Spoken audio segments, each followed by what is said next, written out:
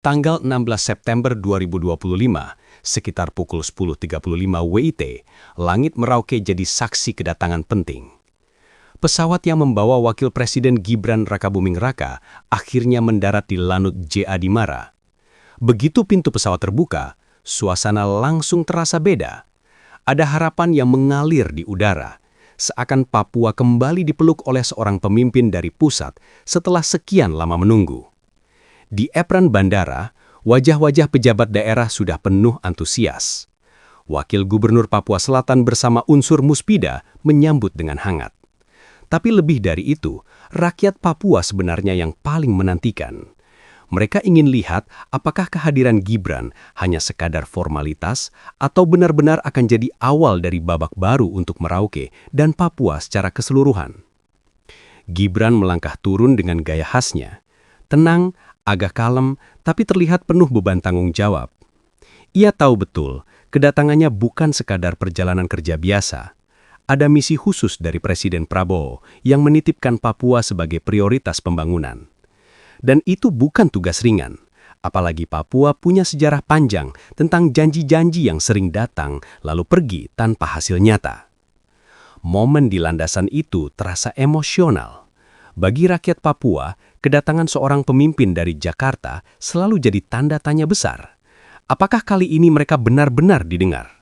Atau hanya sebatas dilihat tanpa tindak lanjut?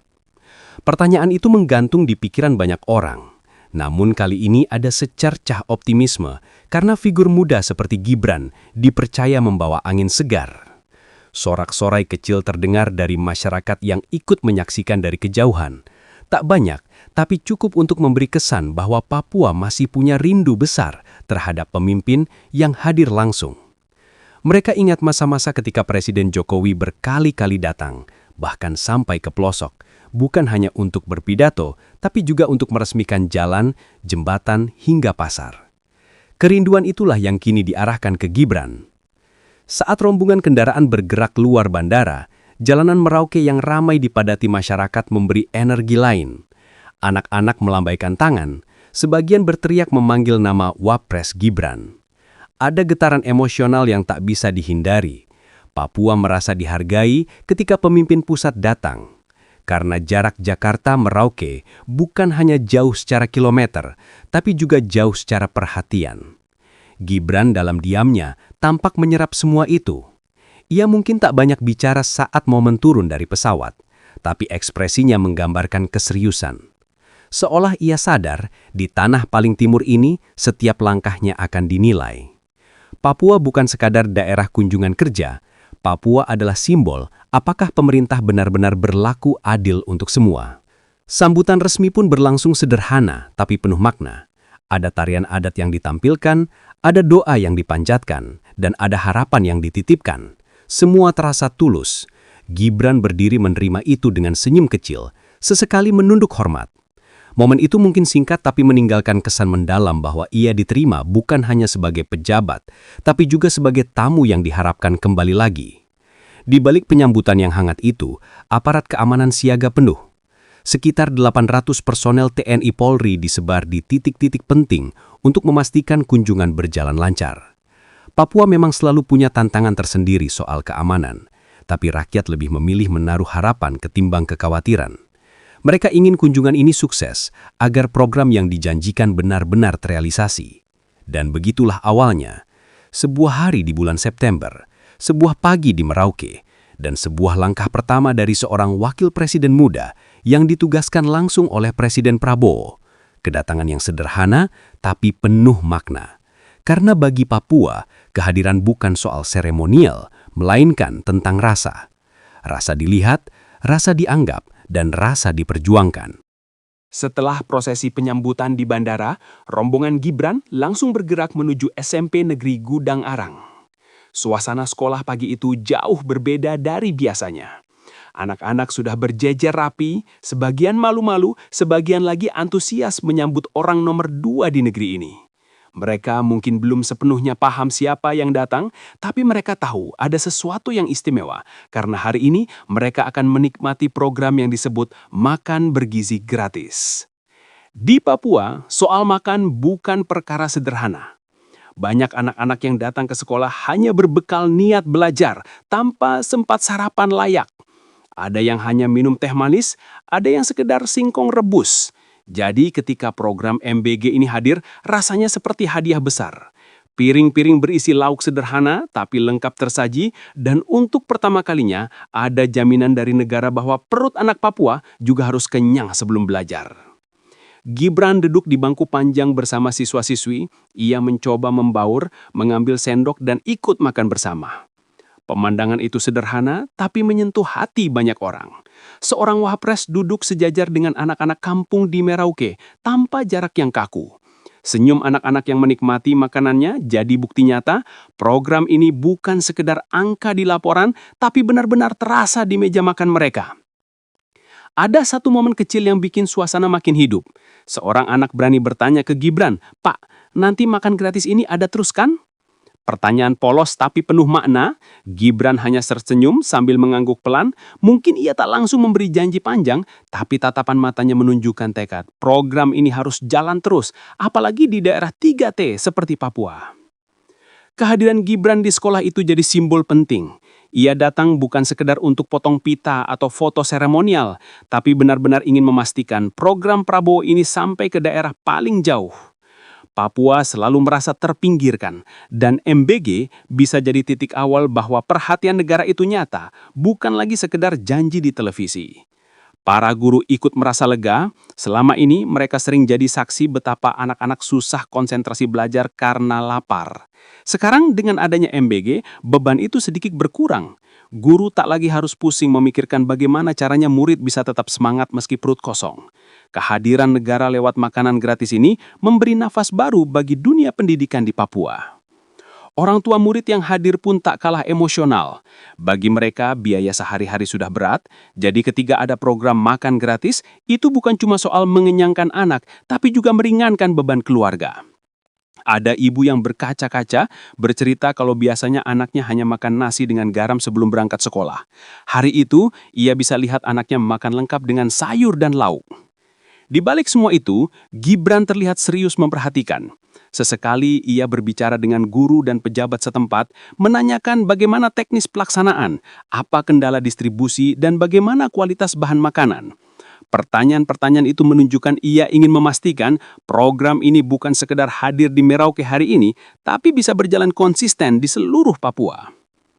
Anak-anak terus melambaikan tangan saat Gibran bersiap meninggalkan sekolah. Senyum mereka jadi hadiah paling tulus. Di wajah-wajah polos itu tergambar harapan sederhana, mereka ingin makan enak bukan hanya saat ada pejabat datang, tapi setiap hari. Mereka ingin sekolah tanpa harus menahan lapar, dan itulah makna sesungguhnya dari makan bergizi gratis. Bagi Papua, kunjungan Gibran ke SMP Negeri Gudang Arang bukan hanya soal makan siang, tapi soal penghargaan, bahwa anak-anak di ujung timur negeri ini punya hak yang sama untuk sehat, pintar, dan bahagia. Kehadiran Gibran di sana membawa pesan, negara harus hadir di perut anak-anak Papua sebelum hadir di papan tulis kelas mereka. Setelah dari sekolah, perjalanan Gibran berlanjut ke RSUD Merauke. Rumah sakit ini jadi salah satu tempat yang paling sering jadi sorotan warga. Banyak cerita lahir dari sini. Ada yang sembuh dengan penuh syukur, ada juga yang pulang dengan kecewa karena keterbatasan fasilitas. Dan pagi itu, Gibran datang untuk melihat langsung bagaimana pelayanan kesehatan di ujung timur negeri ini berjalan.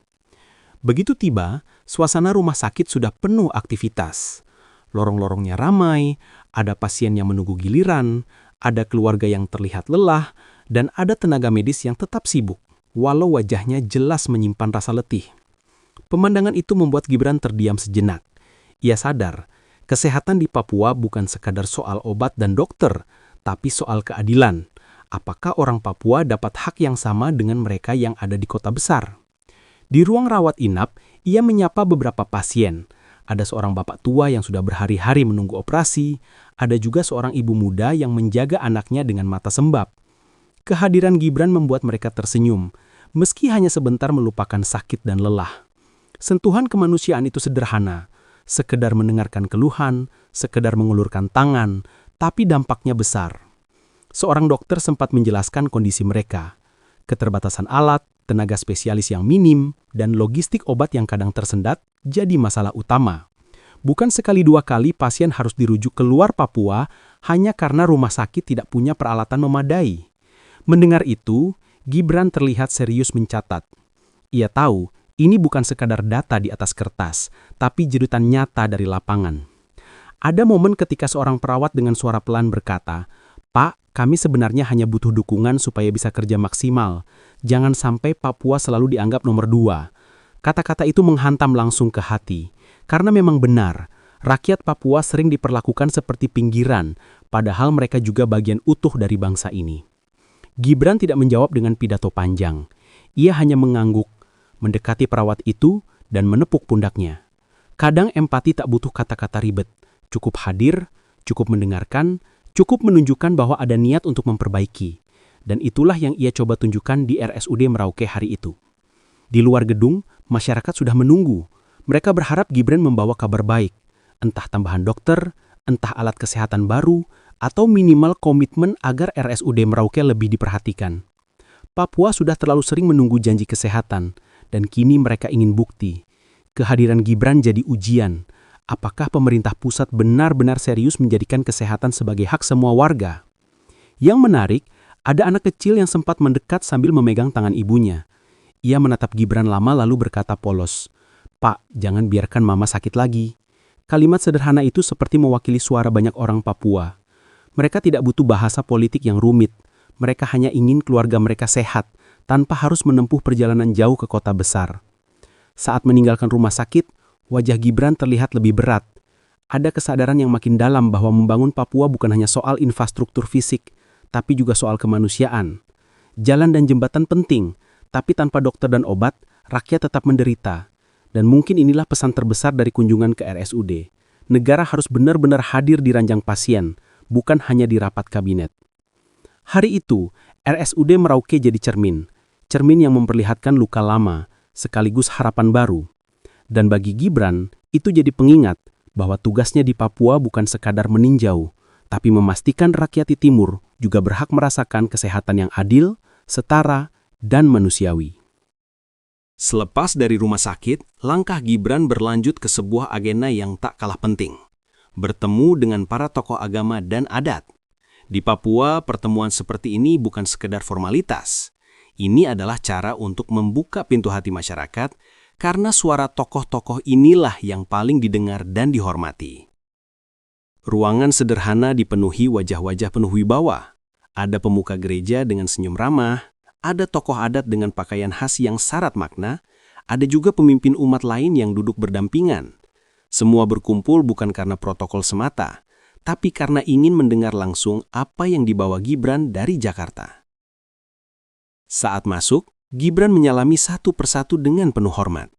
Ia menundukkan kepala, tanda bahwa ia tidak datang sebagai pejabat yang ingin didengar, tapi sebagai anak muda yang siap mendengar.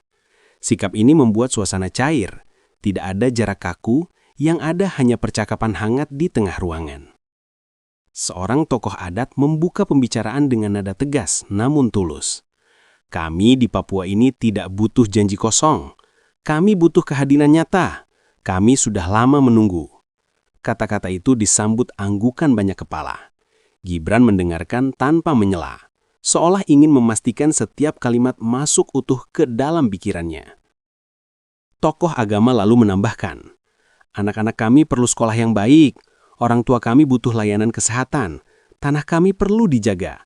Jangan hanya datang, tapi kembalilah lagi." Ada getaran emosional dalam ucapan itu, sebuah permintaan sederhana tapi penuh makna. Papua tidak ingin sekedar dikunjungi, Papua ingin ditemani. Gibran akhirnya bicara, pelan tapi jelas.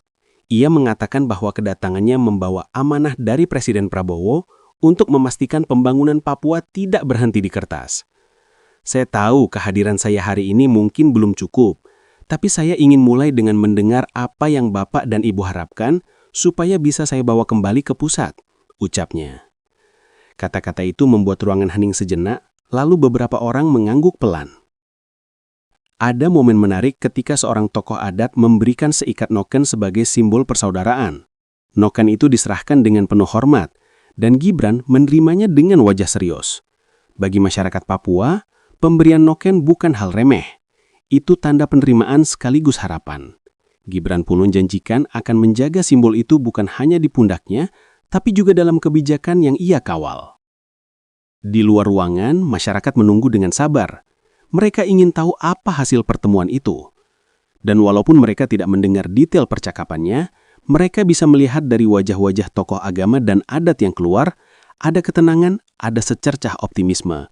Itu sudah cukup membuat hati rakyat sedikit lega. Pertemuan itu mungkin tidak panjang, tapi maknanya besar.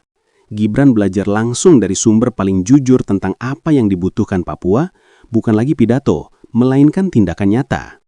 Dan para tokoh Tun merasakan bahwa kehadiran Gibran kali ini bukan sekedar kunjungan protokoler, melainkan upaya awal untuk membangun hubungan yang lebih dalam. Di penghujung hari, jelas bahwa merangkul tokoh agama dan adat bukan hanya soal politik atau strategi pembangunan. Ini adalah tentang menghormati suara asli Papua, karena pembangunan yang tidak mendengar kearifan lokal hanya akan jadi bangunan tanpa jiwa. Dan Gibran pulang dari pertemuan itu dengan pesan kuat, kalau mau membangun Papua, jangan lupa merangkul hati rakyatnya dulu. Perjalanan Gibran berlanjut ke Salor, distrik Kurik, tempat yang kini jadi sorotan karena sedang dibangun pusat pemerintahan Papua Selatan. Bukan sekadar kantor, tapi simbol dari sebuah provinsi baru yang ingin berdiri tegak dengan martabatnya sendiri.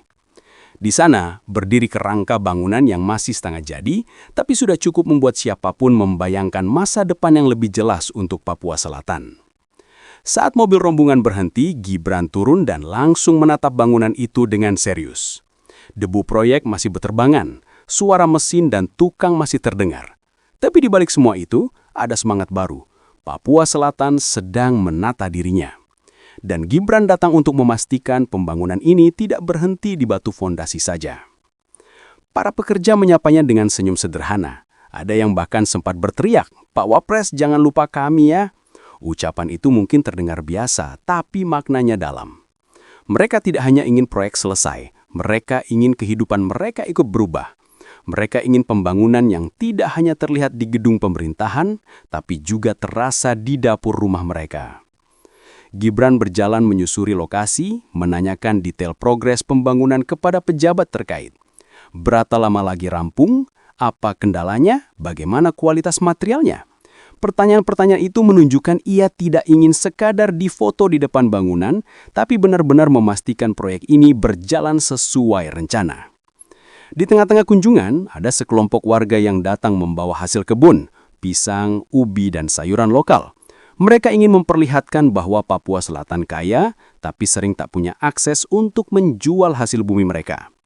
Infrastruktur jalan yang buruk membuat hasil panen kadang membusuk sebelum sampai pasar. "Kalau jalan bagus, kami bisa hidup lebih baik," kata seorang ibu sambil tersenyum getir. Momen itu membuat suasana jadi lebih emosional, karena infrastruktur bukan hanya soal beton dan aspal, tapi soal bagaimana nasib rakyat bisa berubah. Gibran tampak mendengarkan dengan penuh perhatian, sesekali menunduk hormat kepada para ibu yang berbicara. Di matanya, jelas bahwa pembangunan Papua bukan hanya tugas teknis, tapi juga amanah kemanusiaan. Salor dengan segala proyek yang sedang dikerjakan sebenarnya menjadi simbol harapan. Gedung-gedung pemerintahan yang kelak berdiri bukan sekedar kantor, tapi bukti bahwa Papua Selatan benar-benar diakui dan diberi kesempatan untuk berkembang. Gibran paham, kehadirannya di sini harus membawa pesan bahwa Jakarta tidak hanya menonton dari jauh, tapi ikut mengawal langsung. Beberapa anak kecil ikut berlari-lari di sekitar area kunjungan, bermain debu di lapangan kosong. Mereka tertawa tanpa peduli hiruk-pikuk pejabat. Tapi di balik tawa itu, ada masa depan yang dipertaruhkan. Apakah nanti mereka bisa tumbuh dengan akses sekolah yang layak, rumah sakit yang lengkap, dan jalan yang menghubungkan desa ke kota? Semua itu bergantung pada bagaimana proyek seperti di Salor ini benar-benar diwujudkan. Sebelum meninggalkan lokasi, Gibran sempat berdiri lama menatap bangunan yang belum selesai itu. Dari sorot matanya, terlihat campuran antara tanggung jawab besar dan tekad yang kuat. Ia tahu Papua Selatan sedang menguji janji negara, dan sebagai wakil presiden, ia tak bisa main-main dengan amanah itu. Hari itu, Salor bukan hanya tentang tiang-tiang beton yang sedang dibangun, tapi tentang kepercayaan. Kepercayaan rakyat Papua Selatan kepada pemerintah pusat. Dan Gibran berusaha menjaga kepercayaan itu dengan hadir, mendengar, dan memberi sinyal kuat bahwa pembangunan di sini harus benar-benar tuntas, bukan sekadar cerita indah di atas kertas. Kunjungan Gibran ke Merauke hari itu seolah membuka kembali memori lama rakyat Papua. Mereka teringat bagaimana Presiden Jokowi dulu berkali-kali datang, menempis hutan, melewati jalan berlumpur, hanya untuk memastikan Papua ikut maju bersama daerah lain. Bagi banyak orang Papua, Jokowi bukan sekedar presiden, tapi sosok yang hadir dengan kesungguhan. Dan kini, harapan itu diarahkan pada Gibran. Di wajah rakyat yang menyambut, terselip doa agar Gibran tidak hanya singgah sekali lalu hilang. Mereka ingin memimpin yang mau kembali lagi, mendengar lagi, dan bekerja sampai janji benar-benar jadi kenyataan. Papua sudah kenyang dengan janji-janji indah tanpa bukti. Mereka butuh bukti sederhana. Jalan yang mulus, sekolah yang berdiri kokoh, rumah sakit yang lengkap, dan pasar yang hidup. Harapan itu bukan berlebihan. Karena di mata rakyat Papua, mereka adalah bagian dari Indonesia yang sama. Mereka juga bayar pajak, mereka juga berhak menikmati hasil pembangunan. Tapi seringkali, jarak Jakarta-Papua terasa bukan hanya soal ribuan kilometer, melainkan soal seberapa besar perhatian yang sampai ke sini. Gibran, dengan segala keterbatasan usianya yang masih muda, justru dianggap punya energi baru untuk menjawab kerimbuan itu. Ia datang tidak dengan pidato panjang, melainkan dengan langkah-langkah sederhana. Duduk bersama anak sekolah, menyapa pasien di rumah sakit, mendengarkan tokoh adat, hingga menatap serius bangunan kantor gubernur yang belum selesai. Itu mungkin terlihat kecil, tapi bagi Papua, itu tanda bahwa ia benar-benar hadir. Di sepanjang jalan, rakyat masih berteriak memanggil namanya. Anak-anak melambai dengan polos, para ibu menata penuh harap, dan para bapak mengangguk seakan menitipkan masa depan keluarga mereka. Semua itu menumpuk menjadi beban sekaligus kekuatan. Karena pemimpin sejati bukan hanya soal jabatan, tapi soal seberapa banyak harapan orang lain yang ia bawa di pundaknya. Kerinduan Papua akan pemimpin yang benar-benar hadir bukan sekedar nostalgia terhadap masa lalu, tapi kebutuhan nyata untuk hari ini. Mereka butuh sosok yang bisa memastikan program berjalan konsisten, bukan hanya saat kamera menyala. Mereka butuh pemimpin yang bisa kembali datang, bukan sekedar mengirim laporan. Gibran mungkin sadar bahwa kunjungan kali ini baru permulaan. Jalan masih panjang, tantangan masih banyak, dan ekspektasi rakyat Papua sangat tinggi. Tapi langkah pertamanya sudah ditorehkan di Merauke. Hadir, mendengar, dan memberi sinyal bahwa Papua bukan lagi halaman belakang. Papua adalah bagian dari rumah besar Indonesia yang harus dibangun sama rata. Suara-suara masyarakat yang ia temui hari itu akan terus terngiang. Anak yang meminta makan gratis berlanjut, perawat yang minta jangan dianggap nomor 2, ibu yang menunjukkan hasil kebun agar jalan diperbaiki, hingga tokoh adat yang menitipkan pesan supaya pemimpin tidak hanya janji. Semua itu adalah potongan-potongan kerinduan yang kini ia bawa ke Jakarta. Dan pada akhirnya, yang paling penting bukanlah seberapa meriah sambutan di bandara atau seberapa banyak agenda yang dijalani, melainkan apakah setelah pulang, Gibran benar-benar kembali lagi. Karena bagi rakyat Papua, pemimpin sejati adalah mereka yang tidak hanya hadir sekali, tapi terus hadir berulang kali hingga luka lama benar-benar sembuh dan mimpi pembangunan jadi nyata. Kunjungan ini menutup satu hari, tapi membuka satu babak baru. Papua menaruh harap pada Gibran, sama seperti dulu mereka menaruh harap pada Jokowi. Sebuah kerinduan akan pemimpin yang benar-benar hadir, tidak hanya di podium, tapi di hati rakyatnya.